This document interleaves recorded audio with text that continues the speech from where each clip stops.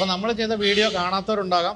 അതിപ്പം നമ്മൾ ചെയ്ത വീഡിയോ ആയതുകൊണ്ട് പറയല്ല, വളരെ സമഗ്രമായിട്ടാണ് നമ്മൾ എങ്ങനെയാണ് കാനഡയിൽ പോകുന്ന കാര്യങ്ങൾ, അതിൽ പോയി കഴിഞ്ഞാൽ നിങ്ങൾക്ക് കിട്ടാവുന്ന ഗുണങ്ങൾ, അത്തരം എല്ലാ കാര്യങ്ങളും വിശദമായിട്ട് പറഞ്ഞുകൊണ്ടാണ് ഞാനും രാജും കൂടി 2-3 വീഡിയോകൾ നമ്മൾ ചെയ്തിട്ടുണ്ട്. അപ്പോൾ നിങ്ങൾക്ക് ഇപ്പം ഫെയർ ഫ്യൂച്ചറിൽ വന്ന് നിങ്ങൾ ജോയിൻ ചെയ്യണം എന്നുള്ളതല്ല, നിങ്ങൾക്ക് കാനഡയിൽ പോകുന്നതിനെ പറ്റിയുള്ള അബദ്ധധാരണകളും അതുപോലെ തന്നെ തട്ടിപ്പിൽ പെടാതിരിക്കാനൊക്കെ ആ വീഡിയോ തീർച്ചയായിട്ടും കാണാം. അപ്പോൾ അതിൻ്റെ ലിങ്ക് ഞാനിപ്പോൾ ഈ വീഡിയോയുടെ താഴെ കൊടുക്കാം. എന്നിട്ട് എവിടെ പോകണം, ഏത് ഏജൻസിയെ സമീപിക്കണം നിങ്ങൾ തീരുമാനിക്കാം. പക്ഷേ ഒരു തട്ടിപ്പിലും ചെന്ന് പെടരുത്.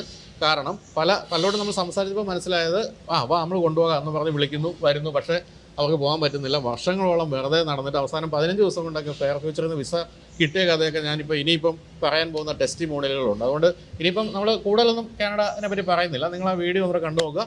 എന്തായാലും അടുത്ത പ്രീ ഡിപ്പാർച്ചർ ഇവന്റിൽ ഞാൻ വരും, തീർച്ചയായിട്ടും കാണുന്ന ഒരു സന്തോഷമുള്ള കാര്യമാണ്. അപ്പോൾ വീണ്ടും ഓൾ ദി ബെസ്റ്റ് ഫെയർ ഫ്യൂച്ചറിന്.